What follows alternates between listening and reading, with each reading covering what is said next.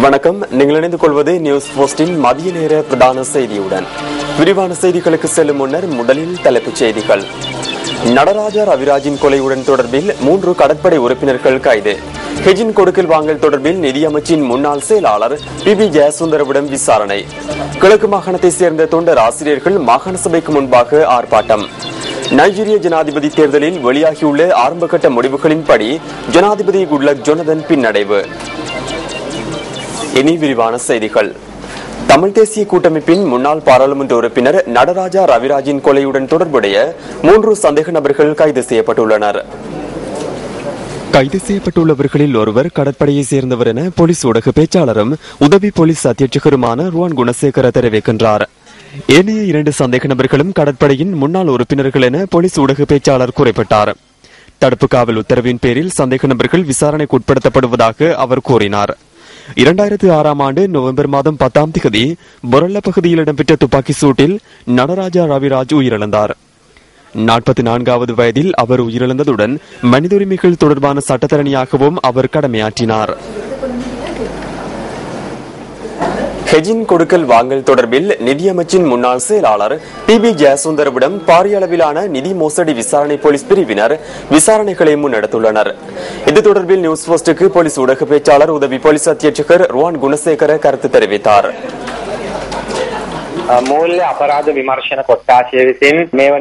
நிதி மோசடி விசாரணை பிரிவினரால் தற்போது விசாரணைகள் முன்னெடுக்கப்பட்டு வருகின்றன. ஹெஜின் கொடுக்கல் வாங்கலின் போது ஏற்பட்ட $200 மில்லியன் நட்டம் தொடர்பில் இந்த விசாரணை முன்னெடுக்கப்படுகின்றது. இது தொடர்பான விசாரணைகளுக்காக நிதியமைச்சின் முன்னாள் செயலாளர் பி ஜெயசுந்தர இன்று அழைக்கப்பட்டுள்ளார். அவர் இன்று காலை 9:30 மணி அளவில் வருகை தந்ததுடன் தற்போது விசாரணைகள் முன்னெடுக்கப்பட்டு வருகின்றன. கொடுக்கல் வாங்கல் தொடர்பில் நேற்றைய தினம் முன்னாள் மத்திய வங்கி ஆளுநர் அஜித் நிவாட் கப்ராலிடம் போலீசார் விசாரணைகளை முன்னெடுத்தனர். கிழக்கு மாகாணத்தை சேர்ந்த தொண்டர் ஆசிரியர்கள் கிழக்கு மாகாண சபைக்கு முன்பாக இன்று காலை ஆர்ப்பாட்டம் ஒன்றில் ஈடுபட்டனர். தமக்கு விரைவில் நிரந்தர நியமனம் வழங்க வேண்டும் எனவும் இதுகுறித்து தாம் பல தடவைகள் அதிகாரிகளுக்கு எடுத்து கூறியும் இதுவரை நடவடிக்கை எடுக்கப்படவில்லை என தொண்டர் ஆசிரியர்கள் சுட்டிக்காட்டியுள்ளனர். தங்களுக்கான நியமனம் உறுதியாக வழங்கப்பட வேண்டும் எனவும் அவ்வாறு வழங்கப்படாவிடின் போராட்டம் தொடரும் எனவும் கிழக்கு மாகாண தொண்டர் ஆசிரியர்கள் தெரிவித்துள்ளனர். கிழக்கு மாகாண சபை அமர்வு ஆரம்பமாகுவதற்கு சில நிமிடங்களுக்கு முன்னர் மாகாண சபை வளாகத்தில் இவர்கள் ஆர்ப்பாட்டத்தில் ஈடுபட்டுள்ளனர். பழைய 2000ஆம் ஆண்டு ஆரம்ப காலத்திலிருந்து நாங்கள் படிப்பிக்கப்பட்ட காலம் இட்டவரைக்கும் 15 வருடங்கள் ஆகின்றது. ஆனால் எங்களுக்கு இன்னும் நிரந்தர நியமனம் வழங்கவில்லை. 15 வருட காலங்களுக்கு பின்பு கிட்டத்தட்ட எங்களுக்கு இப்ப 38, 40, 44 வயசை தாண்டி வருகின்றது. ஆனால் வேற எங்களுக்கு எதுவிதமான ஒரு வேலைக்கும் போகவும் இயலாத ஒரு நிலையில நாங்கள் இதையே நம்பிக்கொண்டே இருக்கிறோம். எங்கட போராட்டமானது 10-15 வருஷத்துக்கு மேலாக தொண்டராசிரியர்களாக கிழக்கு மாகாணங்களில், அதாவது அம்பாறை, மட்டக்களப்பு, திருகோணமலை போன்ற பிரதேசங்களிலிருந்து அதிக கஷ்ட பிரதேசங்களிலிருந்து யுத்தம், சுனாமி போன்ற பிரச்சனைகள் மத்தியிலும் ஊதியம் ஏதுமின்றி வெறும் சிரமதான அடிப்படையிலேயே தொண்டராசிரியர்களாக கடமையாற்றி வந்தோம். இந்த எனக்கு 3 பிள்ளையா போயிட்டு 3 பிள்ளை தலைமுறைக்கும் நாங்களும் தொண்டராசிரியர் இன்றைக்கு கிடைக்கும் நாளை கிடைக்கும் என்று அளக்கழிஞ்சிருந்தோம். நிறைய நேர்முக பரீட்சை, நிறைய ஆர்ப்பாட்டங்கள் சேர்ந்து எந்த பிரயோசனமும் இல்லை. இதேவேளை ஆர்ப்பாட்டம் இடம்பெற்ற இடத்திற்கு சென்ற கிழக்கு மாகாண முதலமைச்சர் ஹாபிஸ் நசீர் அகமது தொண்டர் ஆசிரியர்களுடன் கலந்துரையாடியுள்ளார். அவர்களுக்கு நிரந்தர நியமனம் வழங்குவது தொடர்பில் ஆராய்வதாகவும் அவர்களின் பிரச்சினைகளை தீர்த்து வைப்பதற்கு நடவடிக்கை எடுப்பதாகவும் கிழக்கு மாகாண முதலமைச்சர் இதன்போது உறுதியளித்துள்ளார். 3 அம்ச கோரிக்கையை முன்வைத்து யாழ் நுண்கலைப்பீட மாணவர்கள் இன்றும் ஆர்ப்பாட்டத்தில் ஈடுபட்டனர். யாழ் மருதனார் மடம் பகுதியில் அமைந்துள்ள நுண்கலை பீடத்திற்கு முன்பாக ஆர்ப்பாட்டம் முன்னெடுக்கப்பட்டது. கற்கைநெறியினை மேற்கொள்வதற்கான உபகரண வசதிகளின்மை, அரையாண்டுக்கான பாடத்திட்டங்கள் நிறைவு பெற்றுள்ள போதிலும் இதுவரை பரீட்சை நடத்தப்படவில்லை மற்றும் நுண்கலை பீடத்திற்கான இணைப்பாளர் ஒருவர் நியமிக்கப்படவில்லை போன்ற கோரிக்கையினை முன்வைத்து மாணவர்கள் ஆர்ப்பாட்டத்தில் ஈடுபட்டனர். நுண்கலை பீடத்தின் சித்திரமும் வடிவமைப்பு துறை மாணவர்கள் தமது கோரிக்கைகளை முன்வைத்து கடந்த வாரம் வகுப்பு பகிஷ்கரிப்பினை மேற்கொண்டிருந்தனர். எனினும் தமது பிரச்சினைக்கு தீர்வு வழங்கப்படும் என உறுதிமொழி வழங்கப்பட்ட போதிலும் இதுவரை தீர்வு வழங்கப்படாமைக்கு எதிர்ப்பு தெரிவித்து இன்று ஆர்ப்பாட்டத்தில் ஈடுபட்டனர். பிரச்சினைக்கு சரியான தீர்வு வழங்கப்படும் வரை ஆர்ப்பாட்டம் தொடர்ச்சியாக முன்னெடுக்கப்படும் என ஆர்ப்பாட்டத்தில் ஈடுபட்ட மாணவர்கள் தெரிவித்தனர். மாணவர்களின் பிரச்சினைகள் தொடர்பில் கலந்துரையாடல் மேற்கொள்ளப்பட்டு உரிய தீர்மானங்கள் முன்னெடுக்கப்பட்டு வருவதாக யாழ் பல்கலைக்கழகத்தின் கலைத்துறை பீடாதிபதி VP சிவநாதன் குறிப்பிட்டார். மேல் மாகாண பயணிகள் போக்குவரத்து அதிகார சபை ஊழியர்கள் இன்று பகிஷ்கரிப்பில் ஈடுபட்டுள்ளனர். சம்பள பிரச்சினை மற்றும் ஊக்குவிப்பு கொடுப்பனவு குறைப்பு போன்றவற்றுக்கு எதிர்ப்பு தெரிவித்து இவர்கள் பணி பகிஷ்கரிப்பில் ஈடுபட்டுள்ளதாக ஒன்றிணைந்த தொழிற்சங்க சங்கத்தின் செயலாளர் ரசிகு கல்ஹார தெரிவித்தார். இதன் காரணமாக ஏப்ரல் மாதத்திற்கான போக்குவரத்து நேர சூசி விநியோகம், போக்குவரத்து அனுமதி பத்திர அனுமதி வழங்கல், சம்பள பிரச்சினை மற்றும் ஊக்குவிப்பு கொடுப்பனவு குறைப்பு போன்றவற்றுக்கு எதிர்ப்பு தெரிவித்து இவர்கள் பணி பகிஷ்கரிப்பில் ஈடுபட்டுள்ளதாக ஒன்றிணைந்த தொழிற்சங்கத்தின் செயலாளர் தெரிவித்தார். இதன் காரணமாக ஏப்ரல் மாதத்திற்கான போக்குவரத்து நேர சூசி விநியோகம், போக்குவரத்து அனுமதி பத்திர அனுமதி வழங்கல் மற்றும் பயணிகள் போக்குவரத்து பரிசீலனை என்பன இடம்பெறுவதில்லை என அவர் கூறினார். கிண்ணியா பிரதேச செயலகத்திற்கு உட்பட்ட வட்டமடு பிரதேசத்தில் வீடற்றவர்களுக்கு வீடு வழங்கும் நோக்குடன் அடிக்கல் நாட்டும் நிகழ்வு வட்டமடு பிரதேசத்தில் நடைபெற்றது. கிண்ணியா பிரதேச செயலகத்தின் ஏற்பாட்டில் நடைபெற்ற நிகழ்வில் பிரதம அதிதியாக உள்நாட்டு போக்குவரத்து அமைச்சர் MS தௌஃபீக் கலந்து கொண்டார். அரசாங்கத்தின் 100 நாள் வேலை திட்டத்தில் வட்டமடு பிரதேசத்தில் உள்ள வீடற்றவர்களுக்கு வீடு வழங்க உள்ளதுடன் கிண்ணியா பிரதேச செயலகத்தினால் வீடுகளை நிர்மாணிப்பதற்கான நீண்டகால அடிப்படையில் கடன் வழங்கப்பட்டமை குறிப்பிடத்தக்கது.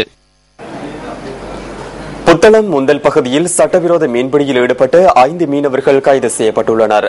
அத்துமீறி எல்லை தாண்டி நாத்தாண்டியா கடற்பரப்பில் மீன்பிடியில் ஈடுபட்ட போது நேற்று மாலை இவர்கள் கைது செய்யப்பட்டதாக போலீசார் தெரிவிக்கின்றனர். கட்பட்டி பகுதியைச் சேர்ந்த 5 மீனவர்களை கைது செய்யப்பட்டுள்ளனர். கைது செய்யப்பட்டுள்ள மீனவர்கள் 2 இயந்திர படகுகளும் தடை செய்யப்பட்ட வலைகள் மற்றும் மீன்பிடி உபகரணங்களும் கைப்பற்றப்பட்டுள்ளன. மீனவர் தொடர்பில் முந்தல் போலீசார் விசாரணைகளை முன்னெடுத்து வருகின்றனர்.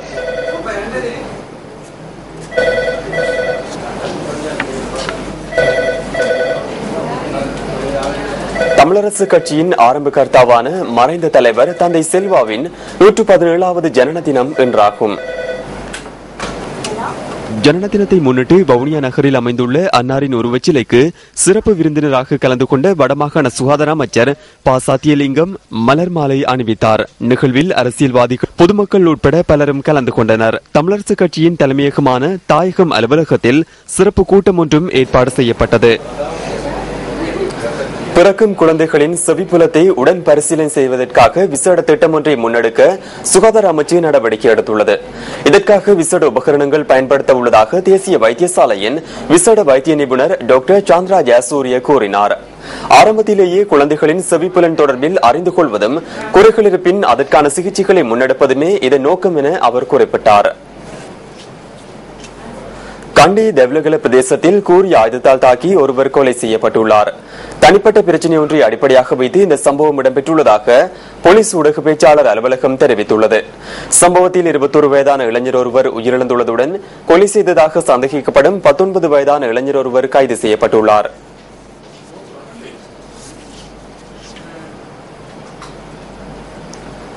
யுத்தம் விட்டு சென்ற வடுக்கள் மக்கள் மனதிலிருந்து நீங்க வேண்டுமாயின் யுத்தத்தால் ஏற்பட்ட அழிவு மாற வேண்டியது அவசியமாகும். மட்டக்களப்பு மாவட்டத்தின் வவுணதீவு பிரதேசமே இது. வவுணதீவு பிரதேசத்தில் யுத்தத்தினால் சேதமடைந்த வீடுகள் பல வருடங்கள் கடந்துள்ள போதிலும் இன்றும் இவ்வாறு காட்சியளிக்கின்றது. சுமார் 106 குடும்பங்கள் வசிக்கும் வவுணதீவு கிராம மக்கள் தற்போதும் தற்காலிக கொட்டில்களையே வாழ்நாட்களை கழித்து வருகின்றனர். எவ்வித அடிப்படை வசதிகளும் அற்ற நிலையில் பல வருடங்களாக வாழ்ந்து வருவதாக பிரதேச மக்கள் தெரிவிக்கின்றனர். 86ஆம் ஆண்டு இருந்து அகதியா ஓடி, அதுக்கு பிறகு ஒரு அகதியா ஓடி 4-5 தரம் அகதியா ஓடிட்டேன். நாங்க 4-5 தரம் அகதியா 86ஆம் ஆண்டு போய் வரக்குள்ள வீடு இருந்தது. பிறகு திரும்பி அகதியா ஓடி போய் நாங்க கொஞ்சம் வார நேரம் வீடு வாசல் எல்லாம் உடப்பட்டு தகர்பட்டு என்ன நடந்தது, யுத்தம் நடந்ததுதான் ஆருடைச்சே இவருடைச்சேன்ட்டு எங்களுக்கு தெரியாது. இப்ப நாங்க குடியேறின உடனே என்ன செய்யறாங்க, உங்களுக்கு நல்லா வீடு கட்டி தருவான், அதை செய்வேன் இதை செய்வான், இலட்சம் அறிவு வந்தோடனே வந்து என்னத்தை சொல்றாங்க, உங்களுக்கு வீடு வரும் பயப்படாதுங்க, வரும்ண்டா வார நேரம் எல்லாம் வந்துட்டு அதையும் இதையும் சொல்லிட்டு எழுதிட்டு எடுத்துட்டு போவாங்க. எங்களுக்கு ஒரு விதமான இதுவும் கிடையாது. இங்க இந்திய வீட்டுத் திட்டம் உட்பட பல்வேறு அரசு திட்டங்கள் நாடு முழுவதும் நடைமுறைப்படுத்தப்பட்டு வரும் நிலையில் தாம் கவனிப்பாரற்றிருப்பதாக மக்கள் அங்கலாய்க்கின்றனர். வீடு சந்தாங்களுக்கு எவ்வளவு உதவியா இருக்கு. நாங்க அவ்வளவுக்கு நாங்க கடந்து கஷ்டப்படுறோம். கடந்து இந்த பொம்பளை பிள்ளையெல்லாம் வச்சுட்டு நான் 86ஆம் ஆண்டிலிருந்து நாங்க இவ்வளவு கஷ்டப்படுறோம். இந்த காடு மோடெல்லாம் இவ்வளவு ஊடெல்லாம் கொடுத்துருக்கானுங்கள். எங்களுக்கு இவ்வளவு வந்து இந்த மீன் வந்து பாக்குறானுங்கள். வந்து பார்த்துட்டு போவானுங்கள். வீடு தாராப்பல்ல நாங்களும் எதிர்பார்த்து கொண்டு தான் இருக்கோம். வீடு வரும் நாங்க செஞ்ச வீடு வராப்பல்ல. தமது நிலை தொடர்பில் உரிய அதிகாரிகளுக்கு தெரிவித்தும் இதுவரை எவ்வித நடவடிக்கையும் எடுக்கவில்லை என மக்கள் விசனம் தெரிவிக்கின்றனர். கோரிக்கைகள் நிறைவேற்றப்படும் என்ற எதிர்பார்ப்பில் காத்திருக்கின்றனர் வவுணதீவு பகுதி மக்கள்.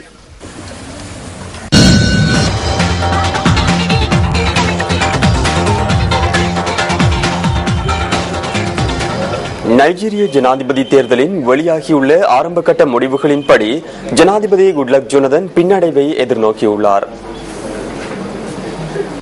ஆரம்பகட்ட முடிவுகளின் பிரகாரம் எதிர்க்கட்சி வேட்பாளர் முகமது புகாரி 8.5 மில்லியன் வாக்குகளையும் குட்லக் ஜொனதன் 6.4 மில்லியன் வாக்குகளையும் பெற்றுள்ளனர். ஜனாதிபதி குட்லக் ஜொனதனை விட எதிர்க்கட்சி வேட்பாளர் முகமது புகாரி சுமார் 20 லட்சம் வாக்குகளால் முன்னிலை வகிக்கின்றார். இதுவரையான முடிவுகளின் பிரகாரம் முகமது புகாரி 56.11 வீதமும் குட்லக் ஜொனதன் 42.72 வாக்குகளையும் பெற்றுள்ளனர். சுயாதீன தேசிய ஆணையகத்தின் அதிகாரிகளால் 36 மாநிலங்களில் முதற்கட்ட தேர்தல் முடிவு வெளியிடப்பட்டுள்ளது. வாக்கெண்ணும் பணிகள் நேற்று இரவு நிறுத்தப்பட்டதோடு இன்று காலை 10 மணிக்கு மீண்டும் ஆரம்பிக்கப்பட்டுள்ளன. வாக்கெண்ணும் நடவடிக்கைகளில் அரசியல் தலையீடுகள் காணப்படுவது குறித்து கவலையடைவதாக அமெரிக்காவும் பிரித்தானியாவும் விடுத்துள்ள கூட்டறிக்கையில் தெரிவிக்கப்பட்டுள்ளது.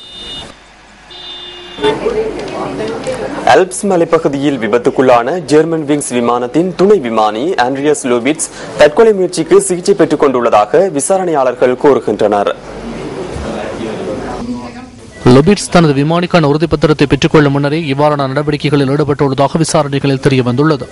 அல்ப்ஸ் மலைப்பகுதியில் துணை விமானி லூபிட்ஸ் ஜெர்மன் விங்ஸ் விமானத்தை வேண்டுமென்றே விபத்துக்குள்ளாக்கியுள்ளதாக தெரிவிக்கப்படுகின்றது. லூபிட்ஸ் அண்மை காலம் வரை அடிக்கடி வைத்தியரிடம் சிகிச்சை பெற்றுக் கொண்டுள்ளமைக்கான சீட்டுகளும் கிடைக்கப் பெற்றுள்ளதாக விசாரணையாளர்கள் தெரிவிக்கின்றனர். இதுவரை மேற்கொள்ளப்பட்ட DNA பரிசோதனைகளின் மூலம் விபத்துக்குள்ளான ஜெர்மன் விங்ஸ் விமானத்தின் 80 பேரின் சடலங்கள் கண்டுபிடிக்கப்பட்டுள்ளதாக தெரிவிக்கப்படுகின்றது.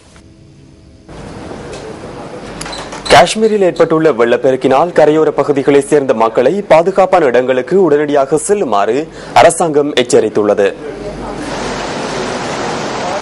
காஷ்மீரில் கடந்த செப்டம்பர் மாதம் ஜீலம் நதியில் வரலாறு காணாத அளவுக்கு வெள்ளப்பெருக்கு ஏற்பட்டதுடன் தற்போது மீண்டும் ஜீலம் நதியில் வெள்ளப்பெருக்கு ஏற்பட்டுள்ளது.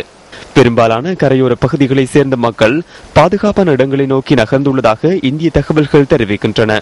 கடந்த 2 நாட்களாக பெய்து வரும் பலத்த மழையினால் பொதுமக்கள் மற்றும் தனியார் நிறுவனங்களுக்கு சொந்தமான 80 வாகனங்கள் சேதமடைந்துள்ளன. சனிக்கிழமை மாலை முதல் ஜம்மு ஸ்ரீநகர் தேசிய நெடுஞ்சாலை மூடப்பட்டுள்ளதாக தெரிவிக்கப்பட்டுள்ளது. இதேவேளை மாநிலம் முழுவதும் நடைபெறவிருந்த பாடசாலை பரீட்சைகள் ஏப்ரல் 3ஆம் தேதிக்கு ஒத்திவைக்கப்பட்டுள்ளன. இந்த நிலையில் மத்திய அமைச்சர் முக்தார் அப்பாஸ் நக்வி காஷ்மீருக்கு சென்று வெள்ள நிலைமைகளை ஆராய்ந்துள்ளார். ஜிலம் நதியில் வெள்ளப்பெருக்கு ஏற்பட்டுள்ளதை அடுத்து பிரதமர் நரேந்திர மோடியின் அறிவுறுத்தலுக்கு அமைய முக்தார் அப்பாஸ் நக்வி காஷ்மீர் சென்றுள்ளார்.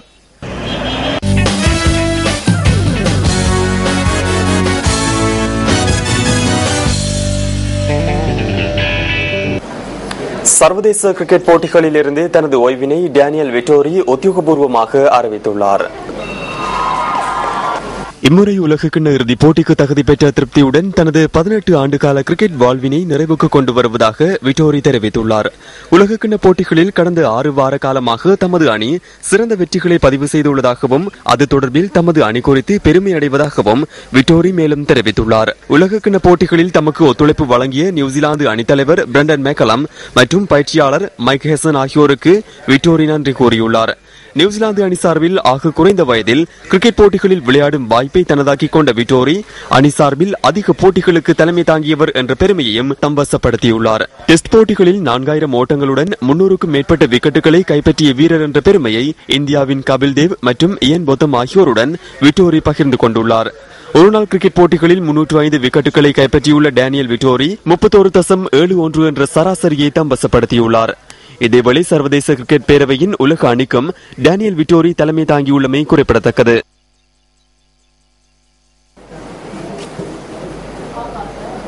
இத்துடன் நியூஸ் ஃபர்ஸ்டின் மதிய நேர பிரதான செய்தி நிறைவு பெறுகின்றது. நியூஸ் ஃபர்ஸ்டின் மணித்தியால செய்தியை 2:25க்கு எதிர்பாருங்கள். வணக்கம்.